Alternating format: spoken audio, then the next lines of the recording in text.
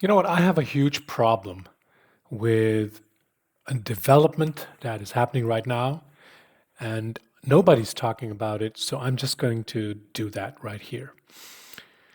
And this development, you could say, is political, although I don't like to talk about politics. I'm going to make the exception here because it's also about the health technology domain. And so this is going to be a little bit of a rant, but my purpose is to start a conversation, a discussion surrounding the future of our societies, but also this very necessary and very important topic of generating growth and being competitive in a global market, in a global, you could say, situation where Europe needs to assert itself. So let's dig right into it. We have a new proposed European Biotech Act.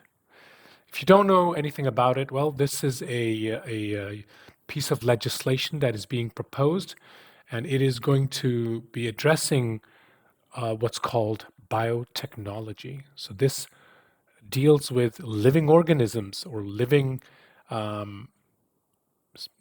cells and using this in some way to create products. And so we've had legislative texts that deal with these kinds of things, but this one is a proposal that is not only setting up the rules for how to do this, it's it's it's coming from a place that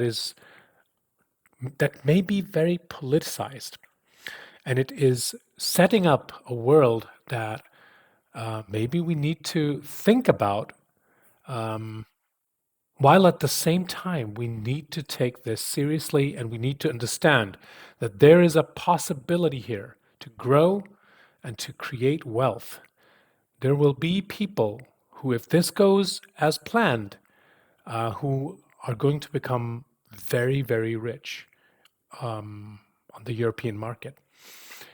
So, what is it that the European Act is doing? Well, it's trying to solve a problem that is very much discussed in Europe. The idea, the notion that the European market is difficult.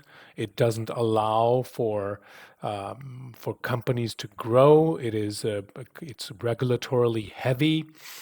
And maybe here, this is the point where if you don't know me, I should introduce myself. My name is Faisal Kamal. I've worked within the regulatory affairs domain for medical devices for close to a decade.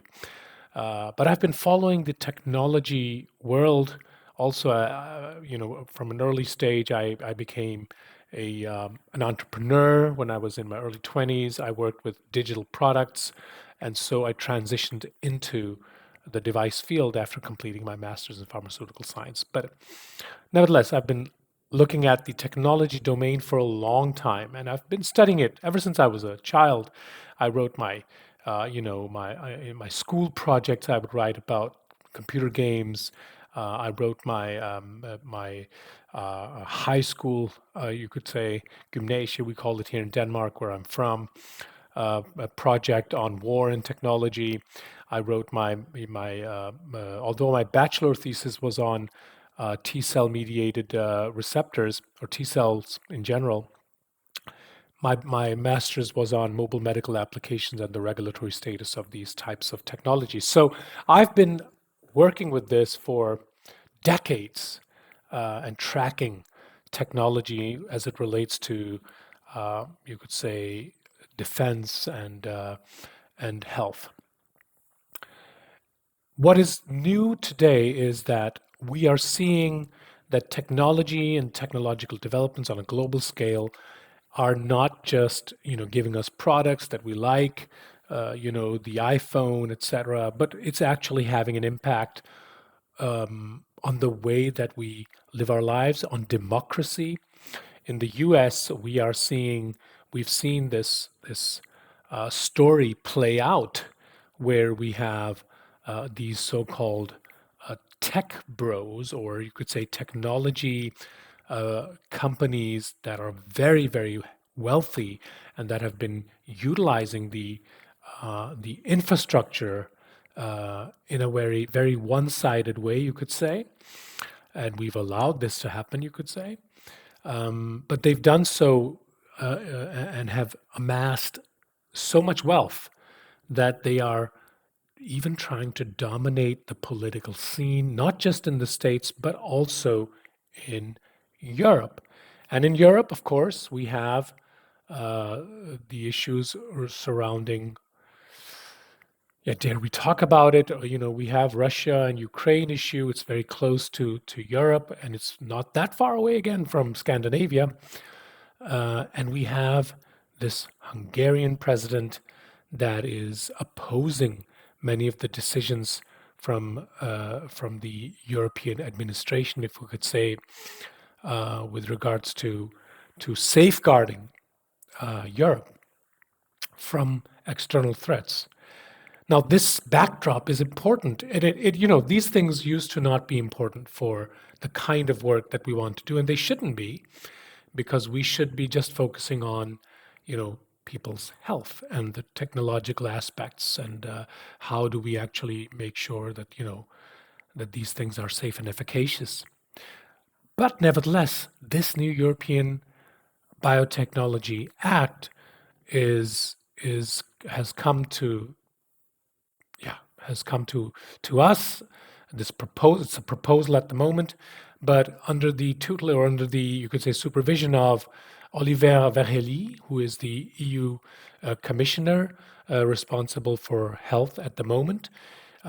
He is an unusual person for sure. You can't say that this is not a an unusual profile. First of all, unlike his predecessor, who was within health, Stella, uh, Oliver is not from the health domain, he's from the legal domain. And excuse me, and I've made a presentation on the European Biotech Act. You can go through that and see what I have to say about that. Oliver is from the legal domain, and he is a Hungarian. He's from Hungary, and rumor has it a good friend of the Hungarian president. Now that shouldn't be an issue in and of itself, you could say, but there's a lot of controversy surrounding him. There's a lot of controversy surrounding, how Hungarian intelligence is maybe eavesdropping and trying to get information out of EU politicians. Maybe that is something a lot of people do over there. I don't know how illegal that is as of such, but nevertheless, there's a lot of controversy surrounding this person, and he really wants to make Europe competitive. He wants to make it easier to scale up. He wants to make it easier to utilize AI and biotechnology, and to have more biotechnology based research. And he believes, or they believe, the people who have penned, obviously, this is not his document, this is a document that is created by a number of individuals, but promoted heavily by Oliver. But he believes, and they believe, that the lack of competitiveness deals with, a number of issues surrounding the complexity, regulatory complexity, and slow process for clinical trial applications, but also that there is too little of a focus on biotechnology, new types of biological medicines, as opposed to on biosimilars. And so they really want to expedite, both the usage of AI within that context, and the application process for clinical trials submitted for those kinds of technologies. So, and there are 8 measures. I'm going to be talking a lot more on that. There's a whole series that I'm creating on the European Biotech Act. But it goes to show they're also talking about scaling up, and I'm going to just spit it out there. You know, I'm all for it. I love the fact that we can be more competitive. We can create more wealth within Europe. We can utilize the existing knowledge, skills, expertise, and a publication record with regards to having clinical trials made on this, research made on biotechnology. We can utilize that to generate much more growth by scaling up and allowing uh, companies to scale much larger within the European market. If this can be done, that's just amazing. However, is this the beginnings of BioTech Bros? Are we going to see some sort of a development that favors, a certain spectrum of the political aisle, or the political, you could say, you know, extreme, as we have seen it do so in the US? These are concerns that I think we as citizens of a member state in the European Union are, bound to have. But nevertheless, I think that this is something that is best processed in unison or in combination, out there in the open forums. And really, this is why I'm making this video. It is because I want to have a good, healthy debate on this. Where do you stand on this? I mean, we can be technocrats, or we can be people that are working with technology. We can provide good consultancy work. We can do, clarity, give clarity on regulatory gray areas. We can give our positions on that, our statements on that. But in the back of your mind, you really need to know, well, are you doing something that is, for the greater good? And if it stands between, you know, looking at this as promoting some sort of an agenda that is anti-Europe, or gaining growth for you as an individual because you can grow, I think this is a kind of made for disaster kind of scenario. And so I'm going to give you my take on this, just to put it out there already at this point, why I think we can comfortably move into this, why we can comfortably work with the European Biotech Act and actually utilize it, gain an advantage from it, and grow and be competitive. No matter where it's coming from, no matter what we may sense that there is, that there could be other players and other agendas related to it. And here's it. Here's what I think. I think that no matter what the background for this is, we have to look at the actual nuts and bolts of the text. And people need to get in there, and no matter, it's the persons that are able to utilize this the best way possible that are going to, be in a favorable position at the end. So I don't see it favoring. I don't see it doing something to exclude certain people from gaining, the benefits of this regulation. Although, of course, you need to have a certain, critical mass in order to do these kinds of things. You need to be connected with the right kind of people. You need to be, and they need to let you in.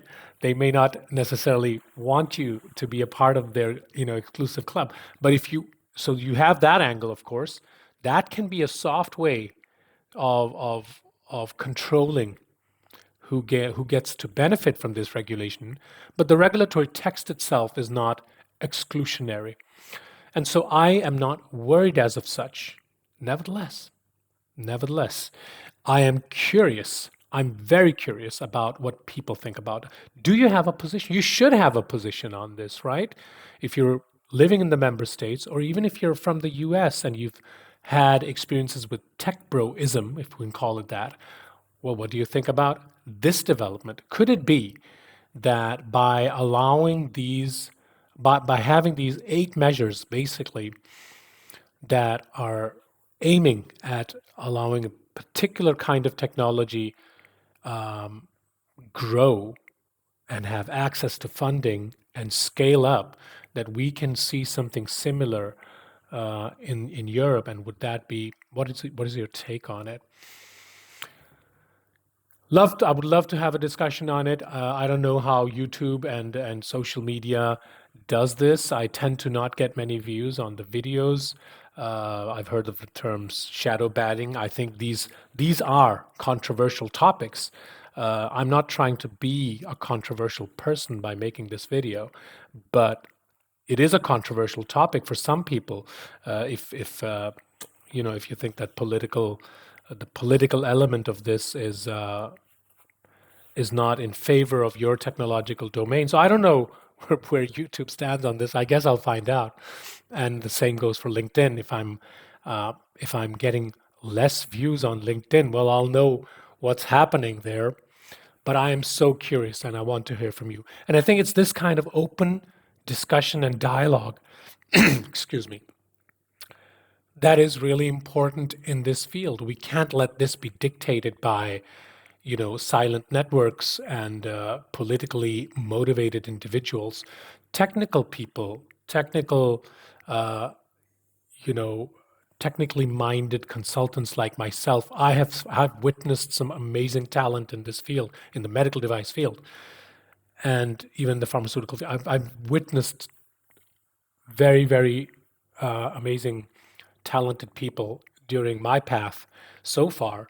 And so I know that there are people out there who are in it because they love the the they're passionate about patient safety. They're passionate about how things work, how to make something work in the best way possible. They may not be politically motivated. They may not belong to some sort of an elite or a silent, some sort of silent power. And those are the people that I would love to hear from. Those honest opinions on, well, how do you see this affecting us as societies? Please do comment on this. Let's get a discussion going. My name is Faisal Kamal. I am your go to guy for anything related to medical devices and health technology in general.